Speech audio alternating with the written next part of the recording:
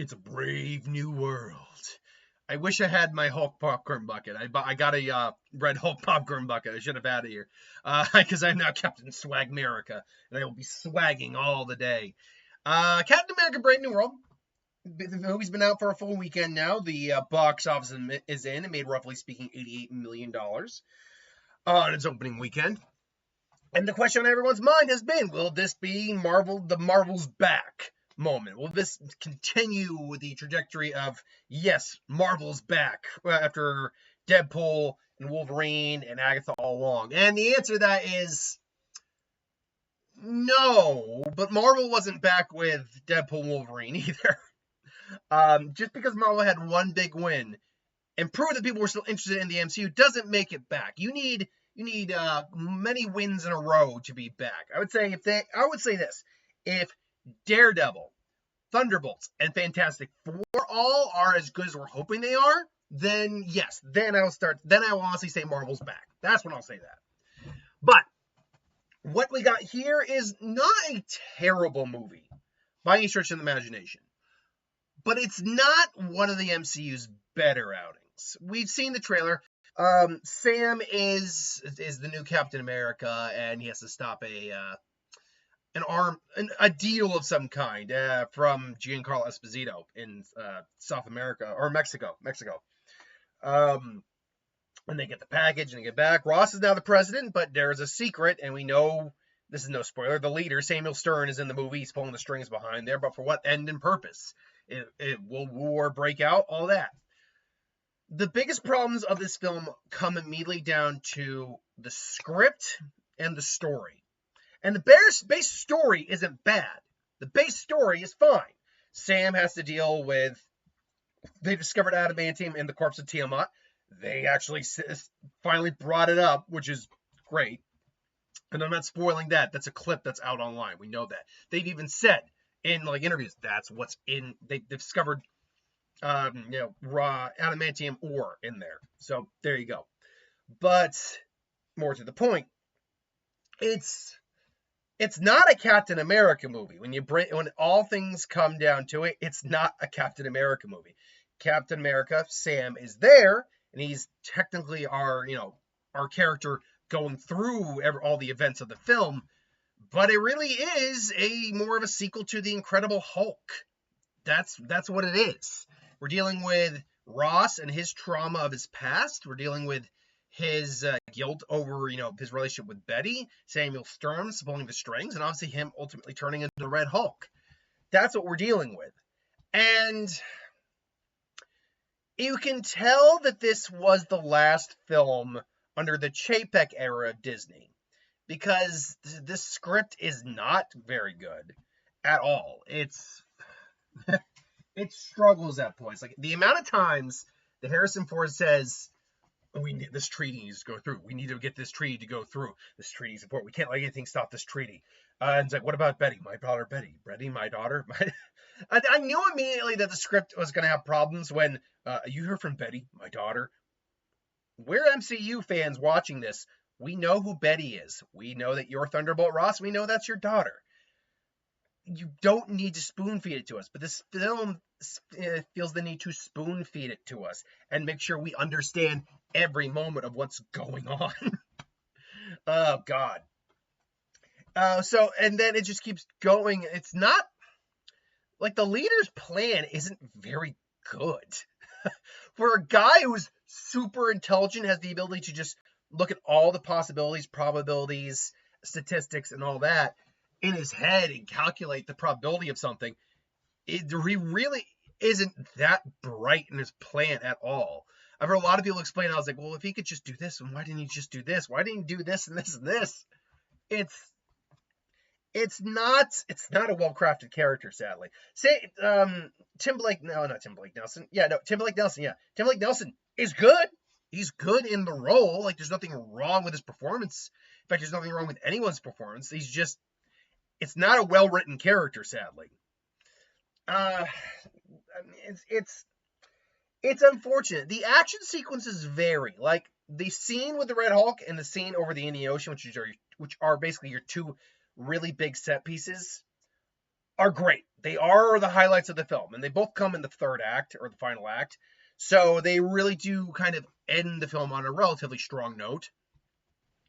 But then you get to some scenes later on with hand-to-hand combat, where anytime it's hand-to-hand combat, it is looking a little choppy. Every once in a while, it's not bad. I didn't think the scene in Mexico with the first one is all that bad. By the way, I've heard one person I watched bring up saying, "Yeah, no, how can he survive shots from Red Hulk? I know the shield can take the brunt." It's like, yeah, it's because it's vibranium. It absorbs vibration like a sponge. So Sam can in fact block Red Hulk so long as he's using his shield or any vibranium. He can land the way he does because it's absorbing the vibranium, absorbing all the kinetic energy. That's the way that works. It's been explained. That's how that works. But regardless, they do seem to struggle with shooting action, like hand-to-hand action. There is a sequence in a bunker. You see a little bit of it where like these two guys have their like tasers on Sam, and then it breaks into a fight. A fight's going on.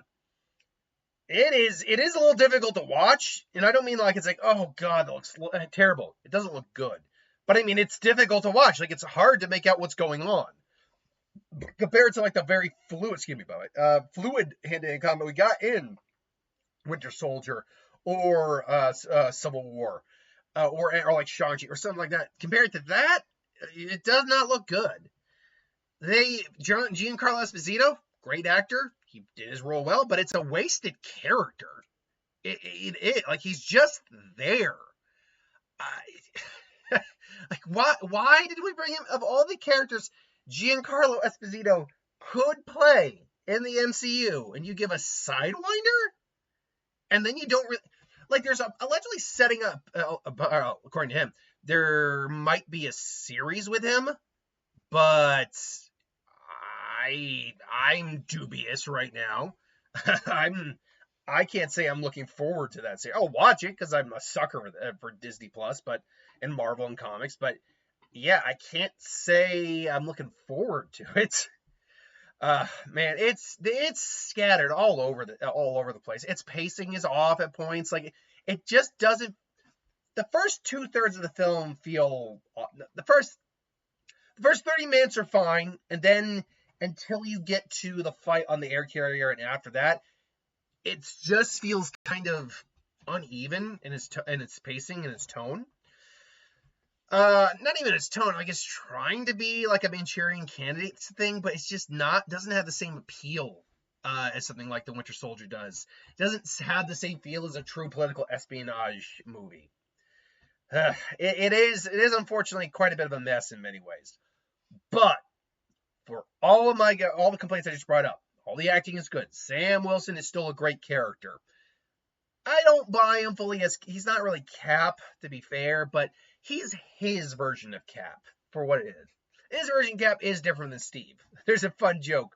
Well, I'm going to give you any context, but there's a fun joke in one scene where Sam and the way Sam can deliver it, should have taken the serum. Bucky's full of shit. Like that's not a spoiler. It's a spoiler for a line. Now, no context or anything like that. That's it. But it's a really funny line.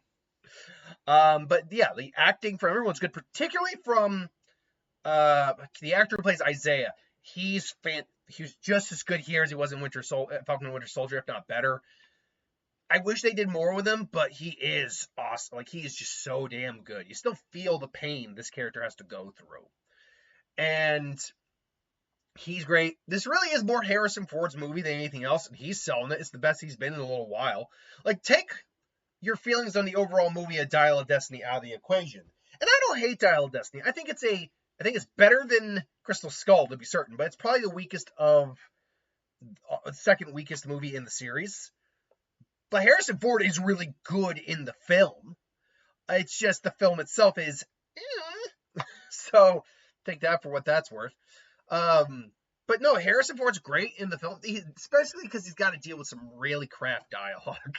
Really, because he's the victim of the whole rinse and repeat kind of we need this tree to work. My daughter Betty, we need this tree to work. But that being said, he's got a really good scene with him, and there's two solid scenes. One is actually there's any scene with him and Sam is solid, but there's one particular scene on an aircraft carrier where they have a dialogue with each other, and it's really good. It's a really good scene. There's also a character that shows up later that I won't spoil. That's a surprise kind of thing. But there's a character that shows up later that Sam has a conversation with. It's a good conversation as well. It made us feel a little bit of what we were trying to feel throughout the movie. I have no real thoughts on Ruth, the other female Black Widow. I know there's a lot of what's the word I'm looking for here? Not backlash. There's a lot of controversy over that character. And I'm going to be honest, there's controversy with this film regardless just because of how choppy it is.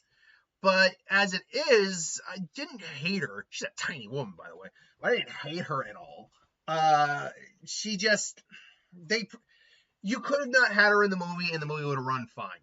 It would have run fine. That being said, though, the action sequences, again, over the Indian Ocean with Tiamat, it's great. It's wonderful. I could see a little bit of the green screen, the volume, what they were doing, but it still looks great. And the fight scene with the Red Hulk. The Red Hulk, everything with the Red Hulk, it's great. It's wonderful. They did admittedly end it like a little, in a way where I'm like, well, are they going to have this happen? Oh, no, they're going to do this, which is fine. I've heard some people say that, well, he didn't care about this Sam. There's no way Sam should have been able to handle it that way. And they do a good job at illustrating that Sam is doing his damnedest, but he can't conventionally beat this character. But the issue with the whole idea of the Red Hulk is that the Red Hulk is actually a Hulk that keeps a lot of his intelligence when he transforms. Instead of instead of like the Hulk who just kind of loses himself and has alter ego, Red Hulk doesn't have that. Red Hulk doesn't have an alter ego personality. It is still Thunderbolt Ross in there, unlike Banner, where the Hulk is in fact a separate entity. So I didn't hate what they did. I actually liked it, especially with context with what Sam actually does and how he is different than someone like Cap. But I could have preferred a different ending to that. You don't have to say for the post-credit scene. It really isn't. It's a nothing burger of a post-credit scene. It really is. Like, all it is, I'm not going to say too much, but all it is, it's not even setting up anything. It's just letting us know things are going to happen, but it's things we already know are going to happen. So it's like, well, wait, what was the point here? And by the way, with this post-credit scene, I have a question. Like, I'm not going to say what the post-credit scene is or who's involved. All I'm going to say is it's not really a good post-credit scene, and it raises not enough question. It raises more questions about the character talking about stuff than anything else. I'm like, you shouldn't know. You shouldn't know this. Like, despite everything here, this is not something you should know. Look, is it bad? No. Is it in the upper half of the MCU? No. Is it in the lower half of well, obviously, but is it in the upper half of the lower half? If I were to just very quickly think of all the movies that I think are worse than this, which is probably the shorter list to do. Real quick, I think this is a little better than Iron Man 2. I do think it's better than Iron Man 2. I think it's better than Thor: The Dark World, to be honest. I do think it's better than The Marvels. Is it better than Black Widow? That's a good question. You know what it is? I think that's actually a really good comparison movie for this. I think it's about on par with Black Widow. But where this has some good action and overall good acting, Black Widow has Red Guardian, which helps save a lot of that movie. So yeah, I'd say this is something roughly speaking on par with. It's better than Ant-Man and the Wasp: Quantumania as well. But I'd say this is something on par with, say, Black Widow. Not a terrible movie, but more of a middle-of-the-road, mediocre in many ways. Honestly, if they just polished up the script even by 10% and maybe cut a scene here or there to make it not look as choppy with the action or just kind of avoid some of these scenes, yeah, this would go from a mediocre, okay movie to a decent MCU outing. As it stands, I would say this is okay at best. Not bad, just it is a bit of a disappointment. To be fair, though, this of the 3 big Marvel properties coming out this year, well, 3, there's more than 3. I mean, we've got your friendly neighborhood Spider-Man now on Disney Plus right now. We also got Wonder Man. I think Ironheart's coming out this year. But in terms of like Daredevil, Thunderbolts, and Fantastic Four, those have way more hype behind them, and I don't think this hurts much of the hype. In fact, I would go so far as to say, despite the lackluster reception, it's not a movie that I think is actually going to hurt the momentum of the other 3, because no one was really having a strong vibe for this movie, I think. This movie, I think, just was kind of just there, and we needed it to kind of tie up some loose ends. And we were like, okay, let's watch it. All right, we watched it. Great. But I'm going to be honest, you probably don't need to see it again. I hope it does well enough. It's done actually all right for its opening weekend. We'll talk about that in Box Office Report. But as it stands, I liked it okay. I didn't hate it or anything like that. So that's my thoughts on it. I'm not going to go to the trailers. We ended up missing a couple. All I'll just say is I counted 2. Looking forward to that. We had the Thunderbolts trailer. Obviously looking forward to that. Jurassic World Rebirth. We had a solid. It's good to see that trailer on the big screen. It looks better on the big screen. There was a couple other trailers I forgot. But either way, that's my thoughts. What do you think of the movie? If you've seen it, let me know in the comments below. But thanks for watching. Hope you enjoyed. And I'll see you next time.